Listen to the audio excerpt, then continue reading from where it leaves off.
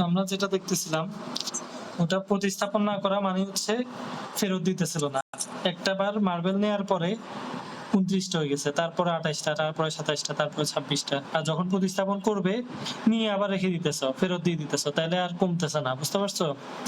তো এখানে total marble হচ্ছে 30টা, কালো হচ্ছে 8টা। তো প্রথমবার একটা নেওয়ার পরে একটা নিছো, ওটা কালো হওয়ার সম্ভাবনা কত? 30/8। ঠিক আছে না? 30/8। তারপরে একটা মার্বেল তো চলে গেছে, দ্বিতীয়বার আরেকটা মার্বেল নিছো।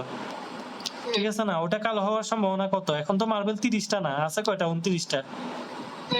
আর কালো মার্বেলও 8টা ছিল, একটা তুমি নিয়ে নিছো।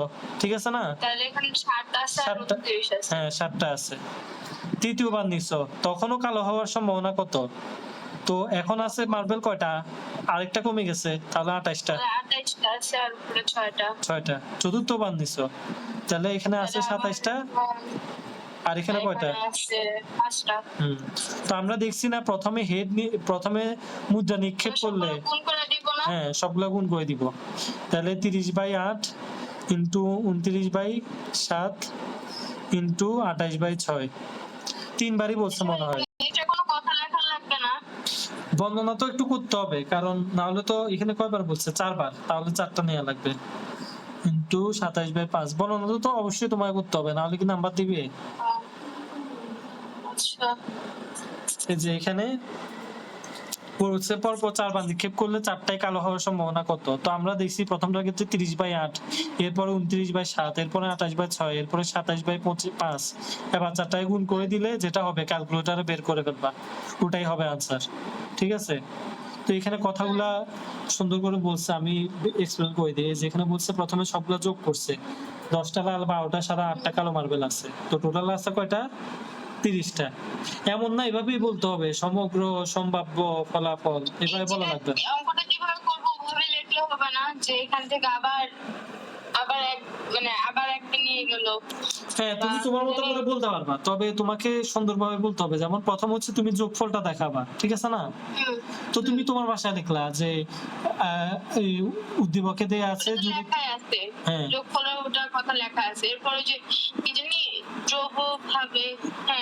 দ্রব্যভাবে একটি মার্বেল নেওয়া হলে প্রথম মার্বেল এর কালো হওয়ার সম্ভাবনা। এরপরে কথাগুলো কিভাবে দেখবো এটা বুঝছিলাম। হ্যাঁ, এখানে দৈবভাবে কি তুমি নিরপেক্ষভাবে একটা মার্বেল নিলা। ঠিক আছে? তুমি যদি আগে থেকেই দেখে রাখো যে কোনটা কোন জায়গায় আছে, ঠিক আছে, তাহলে তো আর তুমি একটা জিনিস ফেয়ার ভাবে নিলা না। লটারি যেটাকে বলে, আর তুমি আগে থেকে যে সিলেক্ট করে রাখছো কাকে জিতাবা, তাহলে তো আর ওটা আর লটারি হলো না। ঠিক আছে না? তো ওরকম আর কি, তুমি দৈবভাবে নিছো মানে হচ্ছে যে তুমি কোনো কিছু আগে থেকে না দেখে, হ্যাঁ, আগে থেকে কোন মার্বেল কোথায় কোন জায়গায় আছে ওগুলো না দেখে তুমি র্যান্ডম ভাবে একটা নিছো, ওটাকে বলে দৈবভাবে। ঠিক আছে? তো দৈবভাবে একটি মার্বেল নেওয়া হলে প্রথম মার্বেলটি কালো হওয়ার সম্ভাবনা 30/8, এটা তো আমরা দেখছি। টোটাল 8টা মার্বেল আছে, আর সবগুলো মার্বেল মিলে আছে 30টা, তো 30/8। তো এখানে ওটাই বলছে, একটি বা কালো মার্বেল তুলে নেওয়ার পরে মোট মার্বেল থাকে 30 - 1, 29টি। এটা কি কঠিন কিছু? হ্যাঁ, এরপরে বলছে এর মধ্যে কালো মার্বেল থাকে 8 - 1 = 7টি, কারণ একটা তো নিয়ে নিছো। যেহেতু বলছে কি প্রতিস্থাপন না করে, যদি বলতো প্রতিস্থাপন করে তাহলে 30/8, 30/8, 30/8, 30/8 এভাবে 4বার গুণ হতো। বুঝতে পারছো? এখানে যেটা আছে এটা প্রত্যেক ক্ষেত্রে 30/8, 30/8, 30/8, 30/8 থাকতো, কারণ 30টা মার্বেলে 30টা মার্বেলই আছে, তুমি তো আবার ফেরত দিয়ে দিতেছো। আবার 8টা মার্বেলে 8টা মার্বেলই আছে, কারণ তুমি তো মার্বেল ফেরত দিয়ে দিতেছো। ঠিক আছে না? এখানে তো তুমি ফেরত দিতেছো না, যার কারণে 8টা 7টা হয়ে গেছে, 30টা মার্বেল 29টা হয়ে গেছে, এরপরে 28টা হয়ে গেছে, এরপরে 27টা হয়ে গেছে। বুঝতে পারছো? হ্যাঁ। তো এখানে ওটাই বলছে, যেহেতু ওরা ওরা প্রশ্ন বলে দিবে, এই প্রশ্নটা পড়তে হবে যে প্রতিস্থাপন করে নাকি প্রতিস্থাপন না করে, এটা সুপার ইম্পর্টেন্ট। ঠিক আছে? হ্যাঁ, তো এখানে কথা কি লিখছে এতটুকু তো আমরা পড়লাম। এবার আবার লিখছে দ্বিতীয় মার্বেলটি কালো হওয়ার সম্ভাবনা 29/7, কারণ একটা কমে গেছে, ওটা আগে দিয়ে বলছো। এবার লিখছো অনুরূপভাবে না লিখে তুমি একই ভাবে লিখতে পারো। তৃতীয় চতুর্থ মার্বেলটি এই যে দুটো একসাথে বলে দিছে, কালো হওয়ার সম্ভাবনা যথাক্রমে 28/6, 27/5, এভাবে একসাথে বললেও সমস্যা নেই। ঠিক আছে? তো এবার তুমি একসাথে এগুলো তো গুণ করা লাগবে, এভাবে রেখে দিলে হবে না। তো এবারে বললা সুতরাং প্রতিস্থাপন না করে একটি একটি করে পরপর 4টি মার্বেল তোলা হয়, তবে সবগুলো মার্বেল কালো হওয়ার সম্ভাবনা এবার গুণ করে দিবা। 30/8, 29/7, 28/6, 27/5। এবার ক্যালকুলেটারে দেখলে আসবা, দেখবা যে 2/783 এরকম একটা আনসার আসবে, ওটাই আনসার। বুঝতে পারছো এটা? হুম। এবার এখানে আবার বলছে কি, সম্ভাব্য ঘটনাটির প্রবাবিলিটি ট্রি অঙ্কন করা। প্রবাবিলিটি ট্রি ব্যবহার করে লোকটি সিলেট থেকে ঢাকা ট্রেনে নয় কিন্তু রংপুরে বাসে যাওয়ার সম্ভাবনা বের করো।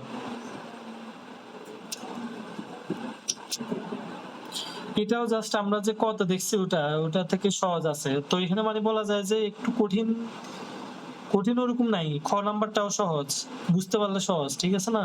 এখানে ভাই মানে যেখানে নাকি চিত্রটা করে দিলেই হয়ে যাবে, এত কিছু করা লাগবে না। না, বলা লাগবে অবশ্যই। এই তাহলে চিত্রটা করার পরে যা কোনটা করতে হবে, যে কোনটা রংপুরে বাস যাওয়ার সম্ভাবনা। হ্যাঁ, তো তোমার চিত্র আর গুণটাই তো মেন, এটা ছাড়া আর এখানে কি আছে? এটাই তো কিছু আছে? বললাম, নাকি গ নম্বরে খালি এটুকু করলেই হয়ে যায়, আর কিছু করা লাগবে আর না। এক্সপ্লেন তো করা লাগবে, ওই যে যেভাবে এখানে এক্সপ্লেন করছে, তোমাকে নিজের ভাষায় হলেও তো ওভাবে বলা লাগবে, তুমি তো শুধু অঙ্ক করে দিলে হবে না, বুঝছো নাই?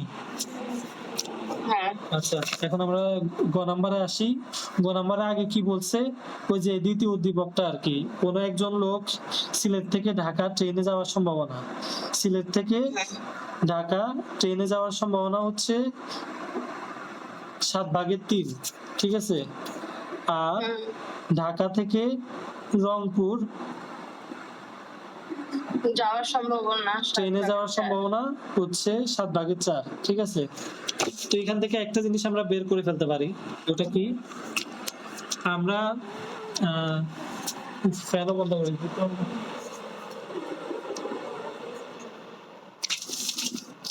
ঢাকা থেকে সিলেট থেকে ঢাকা ট্রেনে যাওয়ার সম্ভাবনা হচ্ছে 7/3, মানে এটাকে একটু কথায় লিখি, সিলেট থেকে ঢাকা ট্রেনে যাওয়ার সম্ভাবনা, ঠিক আছে? ট্রেনে যাওয়ার সম্ভাবনা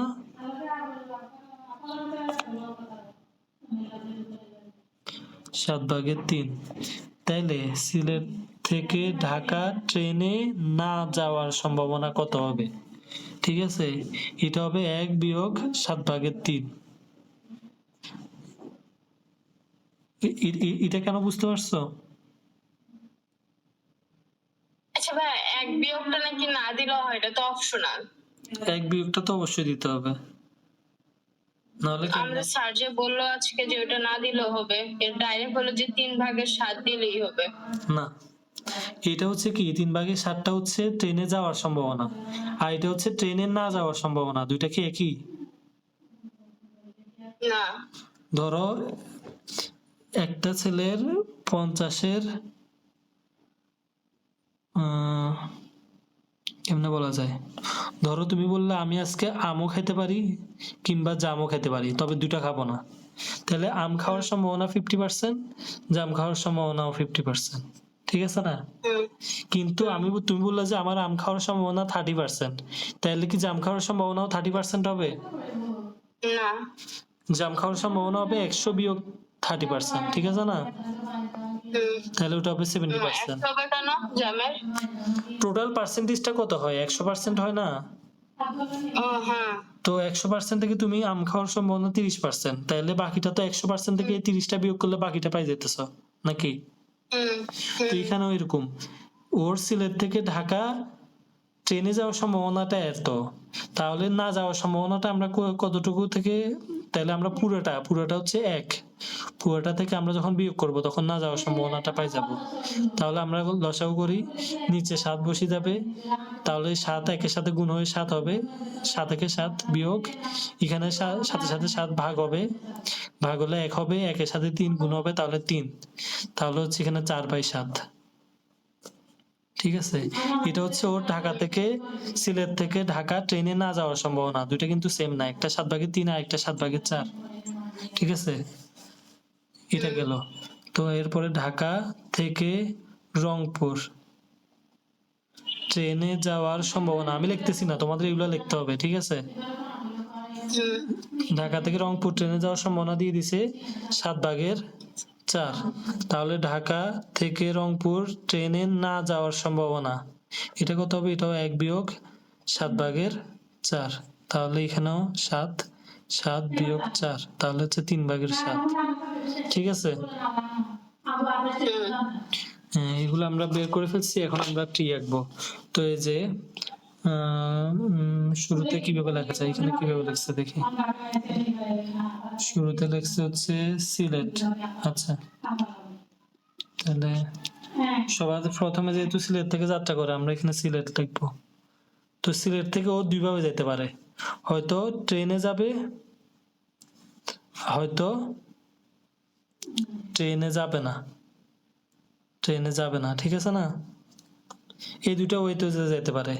ট্রেনে যাওয়ার সম্ভাবনাটা হচ্ছে 7/3। এই যে 7/3, আর না যাওয়াটার সম্ভাবনা হচ্ছে 7/4। এটা কি বুঝতে পারছো? এটা আমরা ওরকম ছক করছি আর কি। ঠিক আছে, এভাবে তো লেখছে মনে হয়, নাকি কোশ্চেন আরেকবার দেখিনি। এখানে 9 দিছে।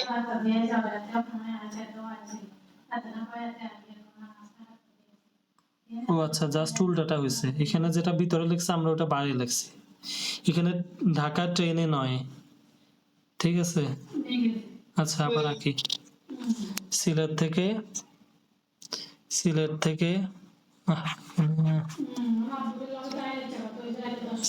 থেকে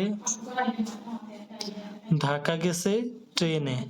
ঠিক আছে, আর সিলেট থেকে ঢাকা ট্রেনে নয়, মানে ও ঢাকায় গেছে কিন্তু ট্রেনে করে যায় নাই। এখন দুইটা সম্ভাবনা আমরা এখানে লিখবো। সিলেট থেকে ঢাকা ট্রেনে যাওয়ার সম্ভাবনা হচ্ছে 7/3, এটা আমাদের কোশ্চেনে দেয়া ছিল। ঠিক আছে, আর না যাওয়ার সম্ভাবনা হচ্ছে 4/7, এটা আমরা বের করছি। পুরোটা থেকে 7/3 বিয়োগ করে দিলে আমরা ওটা পেয়ে যাই। ঠিক আছে, তাহলে এটা হচ্ছে 7/4। এতটুকু বুঝছো? তারপরে ঢাকা থেকে আবার রংপুর যাবে, ওখানেও দুইটা ভাগ আছে। একটা ভাগ তো কোশ্চেনে বলে দিছে ট্রেনে যায়, ওটা হচ্ছে 7/4। আর একটা ভাগ আমরা বের করে দিছি যে ট্রেনে গেলে যদি 7/4 হয়, তাহলে ট্রেনে না গেলে কি হবে, ওটা 1 থেকে বিয়োগ করলে 7/3। তাহলে এখানে প্রত্যেকটা থেকে দুইটা ভাগ বের হবে। ধরো ও কি করতে পারে, সিলেট থেকে ঢাকা ট্রেনে আসতে পারে, তারপর ঢাকা থেকে রংপুর ট্রেনেও যেতে পারে, আবার ট্রেনে নাও যেতে পারে। ঠিক আছে না? তাহলে একটা হচ্ছে ট্রেনে আর একটা হচ্ছে ট্রেনে নয়। রংপুর ট্রেনে যাওয়ার সম্ভাবনা হচ্ছে 7/4, তাহলে আমরা এখানে লিখবো 7/4। আর না যাওয়ার সম্ভাবনা হচ্ছে 7/3। তারপর ও কি করছে, এইভাবে তো যেতে পারে। সিলেট থেকে ঢাকা ট্রেনে যায় নাই, কিন্তু তারপরে ঢাকা থেকে রংপুর ও ট্রেনে গেছে, এটা যেতে পারে না? পারে। তারপরে সিলেট থেকে ঢাকাও ট্রেনে যায় নাই, আবার ঢাকা থেকে রংপুরও ট্রেনে যায় নাই, ওটাও করতে পারে। ঠিক আছে না? তাহলে এটা হতে পারে। তাহলে এক্ষেত্রে হচ্ছে 7/4, এক্ষেত্রে হচ্ছে 7/3। এটা হচ্ছে টোটাল চিত্র। এখন কোন জায়গায় আনক্লিয়ার আছে কি? শুরুতে সিলেট থেকে ঢাকা গেছে, দুইভাবে যেতে পারে, ট্রেনে যেতে পারে, আবার হচ্ছে ট্রেন ছাড়াও যেতে পারে। তো ট্রেনে যাইতে যেটা সম্ভাবনা, ওটা হচ্ছে আমাদের দিয়ে দিছে, আরেকটা আমরা বের করে নিছি কিভাবে, 1 থেকে বিয়োগ করে। 1 হচ্ছে টোটাল ঘটনা, বিয়োগ করে। আবার ট্রেনে গেছে, ঢাকা যাওয়ার পর ও আবার রংপুর গেছে, রংপুর ট্রেনেও যেতে পারে, আবার ট্রেন ছাড়াও যেতে পারে। এখানেও ও ট্রেনে যায় নাই ঢাকাতে, ওখান থেকে রংপুর ট্রেনে যেতে পারে, ট্রেনে নাও যেতে পারে। এটা হচ্ছে টোটাল চিত্র, এর বাইরে কোনো ঘটনা ঘটবে না। ঠিক আছে, তো ওটাই এখানে দেখাইছে, আর কিছু না। এই যে লোকটি সিলেট থেকে ঢাকা এবং ঢাকা থেকে রংপুর যাওয়ার সম্ভাবনা নিচে দেয়া হলো। তো এখানে যেমন বের করে দেখায় নাই, কিন্তু তোমার বের করে দেখাতে পারলে ভালো, কারণ ভুল করে ফেলতে পারো না হলে ডাইরেক্ট করতে গেলে। ঠিক আছে, তো আগে থেকে ওটা ক্যালকুলেট করে রাখলে যে এখানে 1 থেকে বিয়োগ দিছে, কারণ ট্রেনেরটা দেয়া ছিল, ট্রেনে না গেলে যেটা হবে ওটা 1 থেকে বিয়োগ দিছে। তারপর ওখান থেকে আবার দুইটা ভাগ হয়েছে, কারণ ঢাকা থেকেও তো ও রংপুরে বাসে যেতে পারে বা বাস ছাড়াও যেতে পারে। ও আচ্ছা, এখানে বাসে বলছে,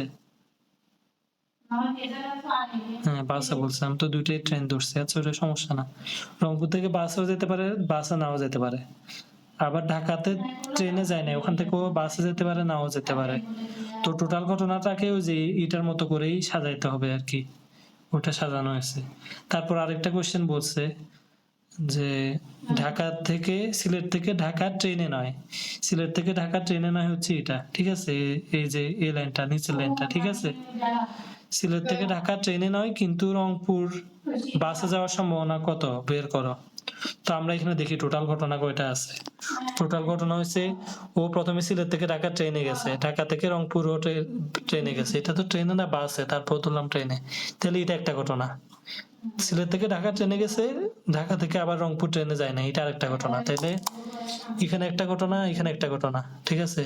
এখানে একটা ঘটনা, এখানে একটা ঘটনা, টোটাল 4টা ঘটনা। এর মধ্যে আমাদের কোশ্চেনে বলছে ও সিলেট থেকে ঢাকা ট্রেনে যায় নাই, তবে ঢাকা থেকে রংপুর ট্রেনে গেছে। এটা কয়টা, এটা সম্ভাবনা কত? তো এরকম তো একটা ঘটনাই ঘটছে, এই যে একটা ঘটনা, ঠিক আছে না? তো তাহলে টোটাল এটা হচ্ছে 4/1 সম্ভাবনা। এটা হচ্ছে সহজ চাপ।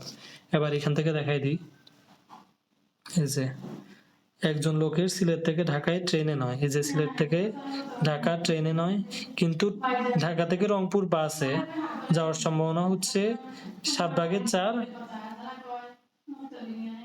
আচ্ছা এটা কি করছে?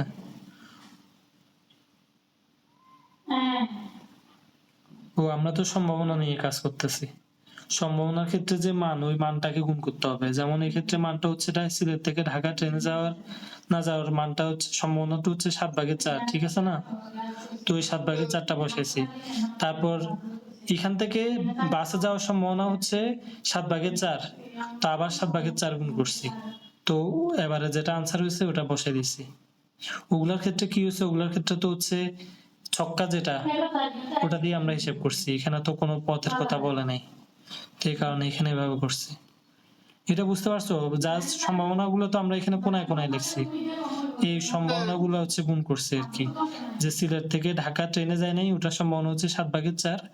আবার ঢাকা থেকে রংপুর বাসে গেছে, ওটার সম্ভাবনা হচ্ছে 7/4। তাহলে 7/4 7/4 গুণ করলে যেটা হবে ওটা হচ্ছে আমাদের আনসার। বুঝতে পারছো? এই একটা সৃজনশীল গেছে। এইখানে সুবিধা হচ্ছে একটা দুইটা সৃজনশীল বুঝলে তোমার বাকি 20-30টা যতগুলো থাকে ওগুলো অটো তোমার পারবা, ওগুলার আলাদা করে কিছু সবগুলোতে একই নিয়ম একই নিয়মে। এই যে দেখো এখানে কি বলছে, একটি মুদ্রা দুইবার নিক্ষেপ করলে উভয় ক্ষেত্রে একই ফলাফল আসার সম্ভাবনা কত? এটাও একই জিনিস, একটা মুদ্রা দুইবার নিক্ষেপ করছে। এই যে প্রথমে হেড টেল আসছে, তারপর আবার হেড টেল আসছে, ঠিক আছে? এখন রেজাল্ট গুলো দেখছে, প্রথমবার হেড আসতে পারে, দ্বিতীয়বার হেড, তাহলে এইচ এইচ, এরপরে এস টি, এরপরে টি এইচ, এরপরে টি টি, এর বাইরে কোনো রেজাল্ট হবে? হ্যাঁ, এখন বলছে দুইটা একই ফলাফল, মানে দুইটা হয়তো হেড হবে, না হলে দুইটা টেল হবে, ঠিক আছে? তাহলে তো একই ফলাফল।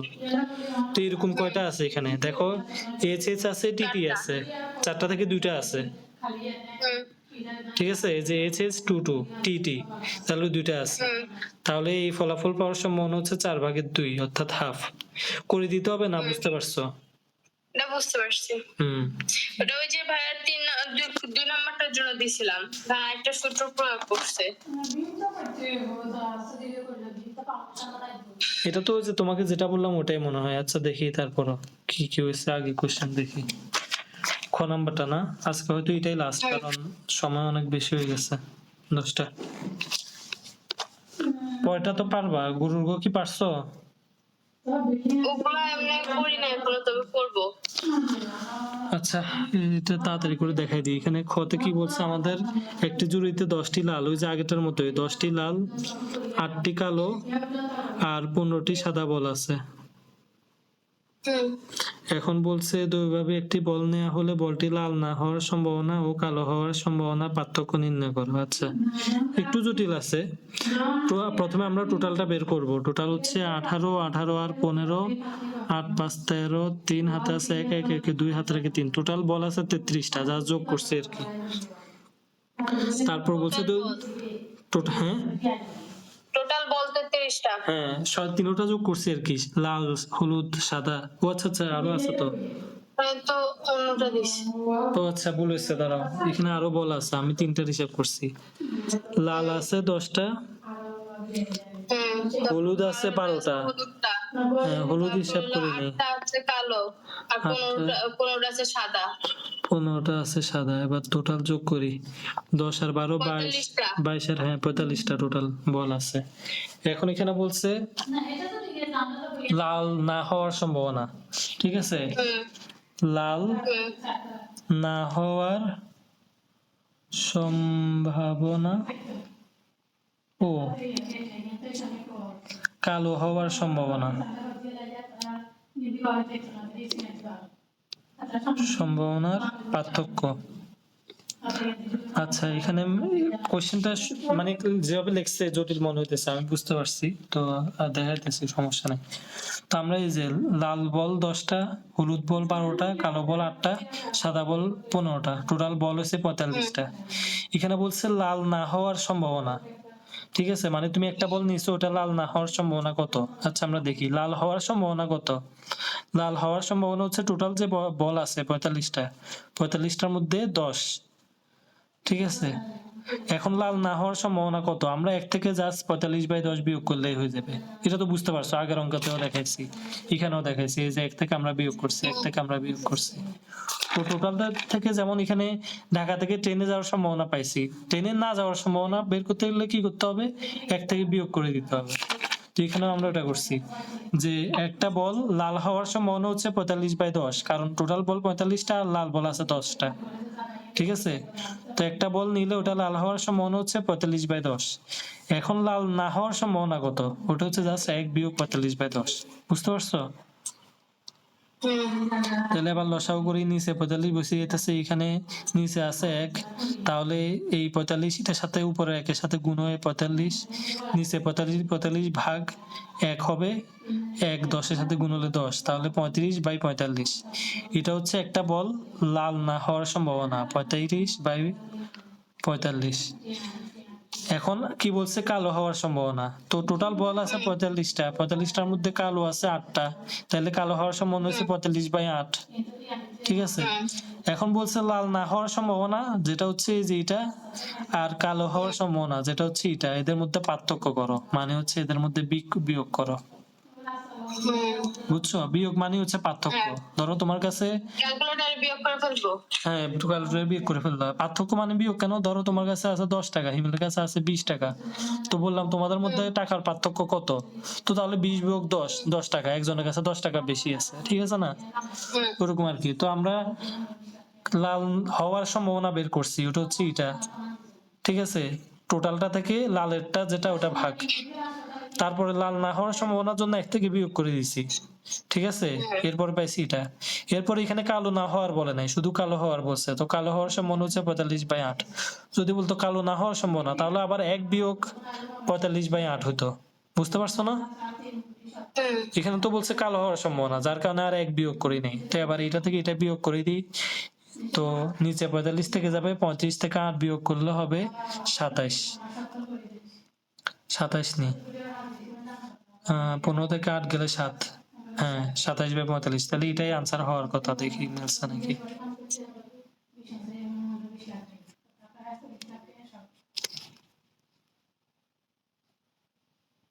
এই যে 45/27, এটাকে 5/3 কেমনে হয়েছে আরো কাটছে, যেমন এই 5 নং 45, ঠিক আছে না?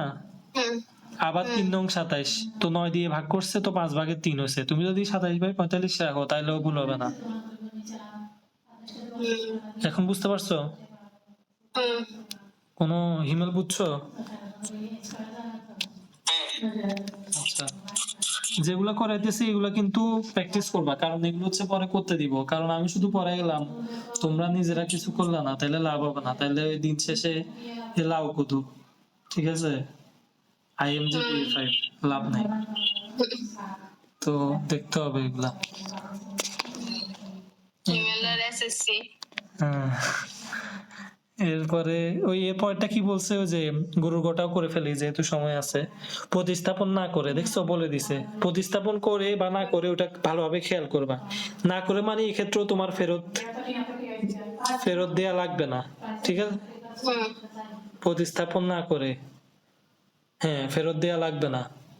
তুমি যেটা নিবা ওটা একেবারে নিয়ে নিবা, মানে নেওয়ার পরে একটা কমে যাবে, আবার নিবা আবার আরেকটা কমে যাবে, বুঝতে পারছো?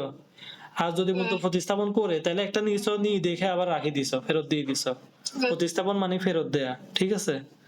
তো আমরা দেখি যে গরুর গ, এটাও করে ফেলি। তাহলে টোটাল বল তো আমরা জানি কোনটা কতটা আছে।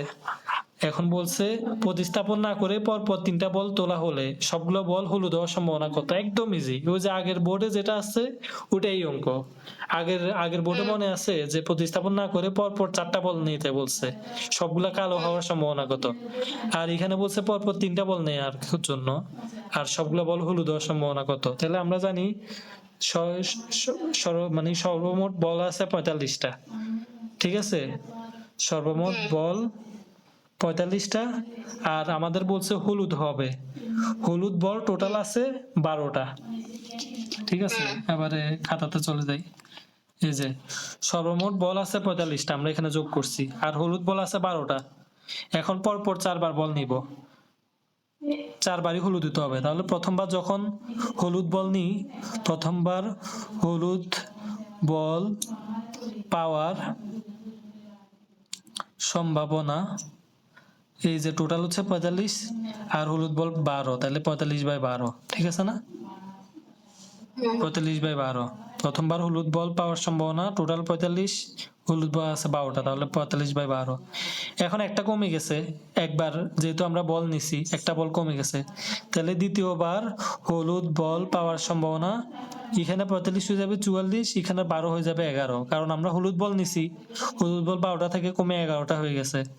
টোটাল বল 45টা ছিল, আমরা একবার নিয়ে নিছি, এখন আর 44টা আছে, বুঝতে পারছো তো? তারপর তৃতীয়বার চতুর্থবার এই একই জিনিস নেয়ার পরে তখন 44, 43, 11 হয়ে যাবে 10, এখানে হয়ে যাবে 42, এখানে 9, এবার পরপর 4বার। আচ্ছা আমাদের তো বলছে মনে হয় 3বার, 4বার তো 8 অঙ্কের ক্ষেত্রে বলছিল, আগে সৃজনশীল। হ্যাঁ পরপর 3বার, তাহলে আমি 4বার নিয়ে নিছি, এটা তো ভুল হয়ে গেছে, এটা লাগতো না। তাহলে এই 3টা জাস্ট গুণ করে দিব, 12/45 ইন্টু 11/44 ইন্টু 10/43, গুণ করে ক্যালকুলেটারে যেটা আসবে ওটা হচ্ছে আনসার, বুঝতে পারছো? এবার দেখে মিলাই দেখি, হওয়ার কথা। এই যে দেখো 12/45 ইন্টু 11/44 ইন্টু 10/43, একটা একটা করে কমছে, একটা একটা করে উপর নিচ থেকে আমরা কমাইছি, ওই যে তখন যেটা করালে ওটার মতো আর কি। একদম মানে হুবহু সেম। ওখানে হচ্ছে কালো বল বলছে, এখানে হলুদ বল বলছে, ওখানে কালো বল ছিল মনে হয় 10টা না কয়টা, এখানে হলুদ বল হচ্ছে 12টা, বুঝছো? যা সংখ্যা আর কালারে ডিফারেন্ট করে দিছে, আর নাহলে হুবহু একই অঙ্ক। এরকম এভাবে 2-3টা করে অঙ্ক করার পরে দেখবা বাকি সব অঙ্ক, এই যে দেখো এটাতে এই যে প্রবাবিলিটি ট্রি, প্রথমে ছক্কা নিক্ষেপ করছে, তারপরে আবার ছক্কা নিক্ষেপ করছে, এই যে দেখছো যেটা শুরুর দিকে দেখাইছিলাম। মানে এর বাইরে এখানে কিছু নাই, এই জিনিসগুলোর বাইরে এখানে কিছুই নেই আর। তো ঠিক আছে, আজকে মোটামুটি এখন অঙ্কগুলা দেখবা। হিমেলের কাছে গাইড আছে? হ্যাঁ গাইড থেকে চ্যাপ্টার তোমার অঙ্ক, কি গাইড?